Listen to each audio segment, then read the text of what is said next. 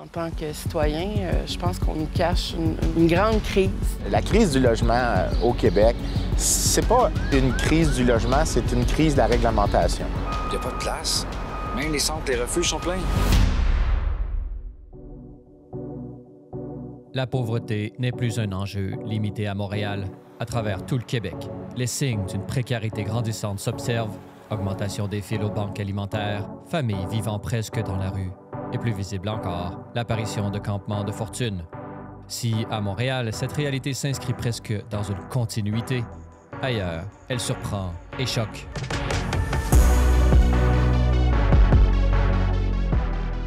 À Longueuil, par exemple, des tentes s'installent à proximité des quartiers résidentiels, créant une inquiétude croissante parmi les citoyens. Nous avons discuté avec l'une d'entre eux pour mieux comprendre ce phénomène inquiétant. Ça a commencé un peu après les débuts de la COVID, 2021. Un campement, c'est des gens, des sans-abri qui arrivent avec leurs tentes. Ils s'installent.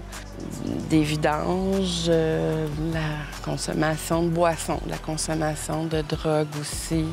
Là, les enfants, c'est ça, ils n'ont pas accès à certains endroits dans leur école. Les professeurs sortent pour s'assurer que tout est propre, qu'il n'y ait pas d'aiguilles par terre, qu'il n'y ait pas de... Ça arrive, malheureusement, qu'on retrouve des personnes aussi qui sont intoxiquées, couchées dans le gazon.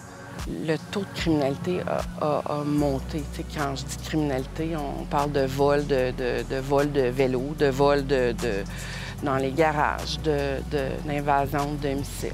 Nous, c'est souvent. Dans notre voiture, c'est régulier. C'est 2 fois dans la même semaine.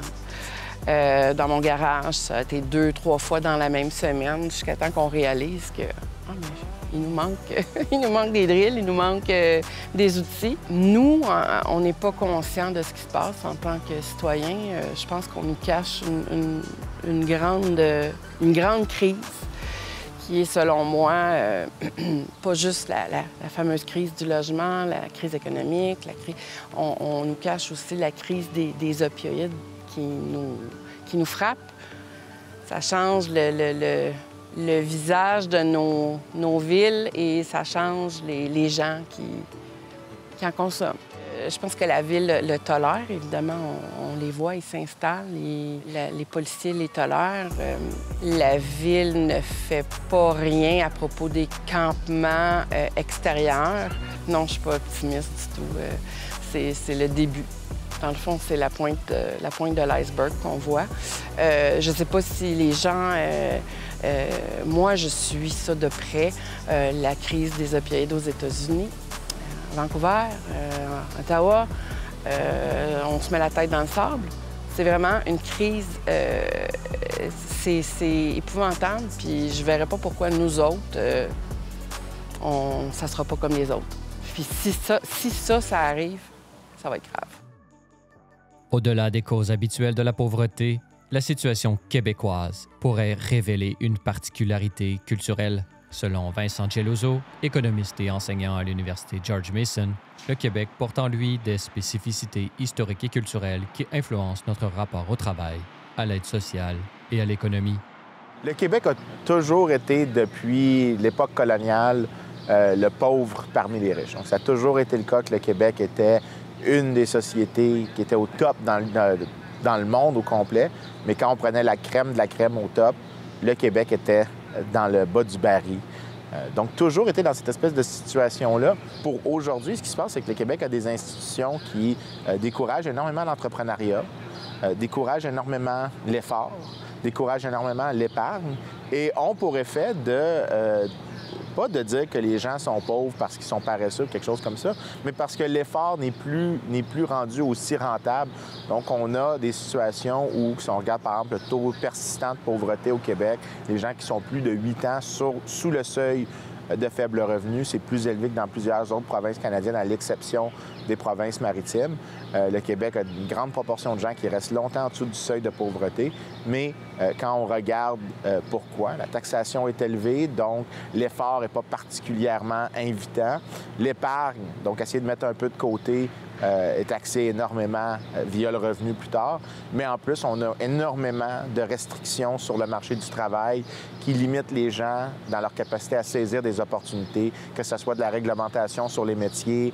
Au Québec, toutes les provinces canadiennes, on réglemente 98 métiers comparativement à des provinces comme l'Alberta qui se rapprochent plus de 50 métiers qui sont réglementés. Mais ça fait qu'au final, les gens ont plus de difficultés à accéder à des premiers emplois et donc se retrouvent un peu dans une situation où on ne va pas dire que la pauvreté, c'est un choix dans ce cas-ci, mais c'est un peu que c'est la seule option qui est possible parce que toutes les choses font en sorte que l'effort, l'entrepreneuriat, l'innovation, l'application de soi-même n'est pas mise. Il n'y a aucune incitation pour ces choses-là.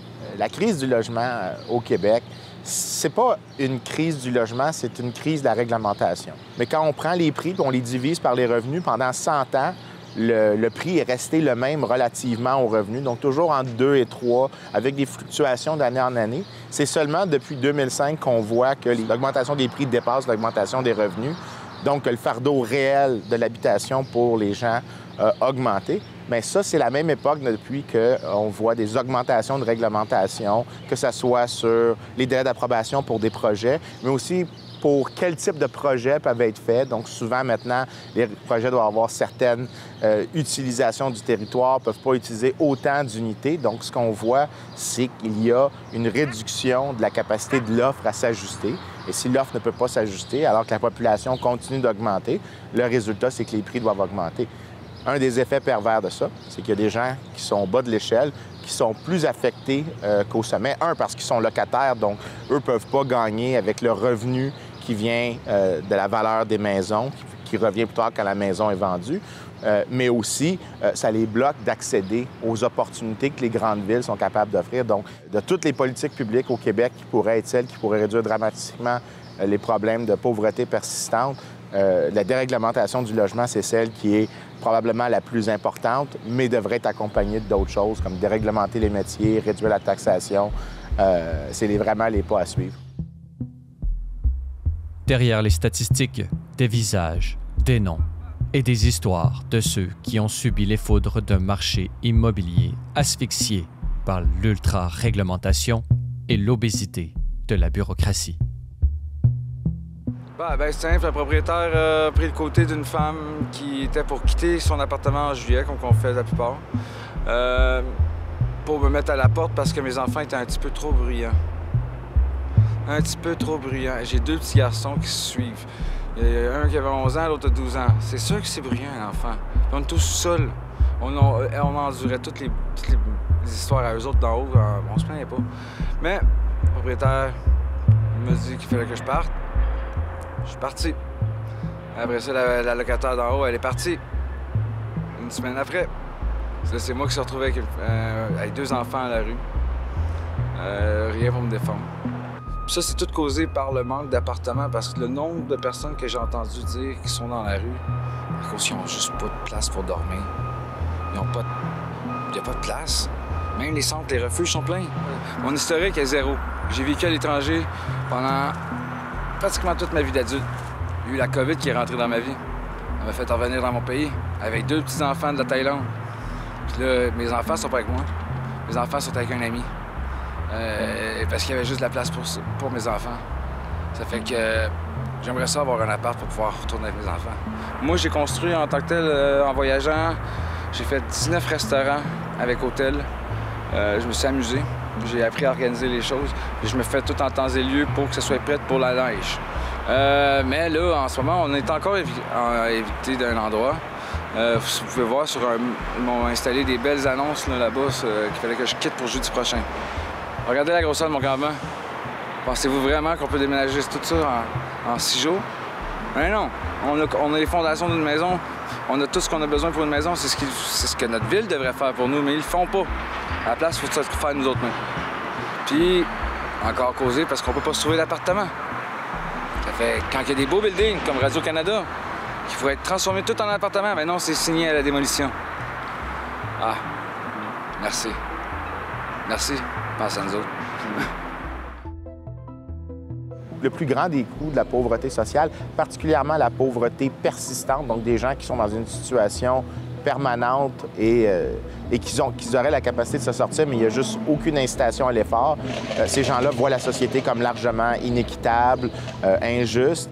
En fait, les sociétés qui sont capables de générer énormément de mobilité sociale sont celles puis de longues extractions de la pauvreté. Donc, les gens, s'ils se retrouvent sur une mauvaise fortune occasionnelle, peuvent s'en sortir rapidement.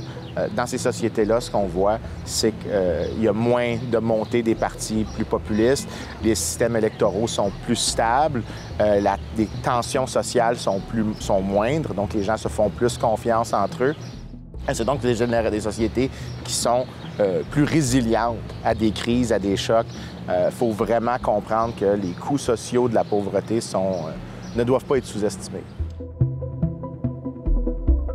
Les défis actuels du Québec appellent à une révision complète de nos approches. D'un côté, une régulation excessive de l'économie, particulièrement dans le domaine de la construction, freine l'offre et aggrave la crise du logement. De l'autre, une dérégulation de la consommation de drogue a permis l'émergence de nouvelles formes de dépendance qui alimentent directement la précarité. Pour y répondre, il faudra inverser cette dynamique, alléger les contraintes économiques qui étouffent le marché du logement et rétablir un encadrement rigoureux des drogues afin de protéger les communautés. C'est en suivant cette approche novatrice que le Québec pourra mieux répondre aux défis actuels. Je suis Francis Denis pour Libre Média, Montréal.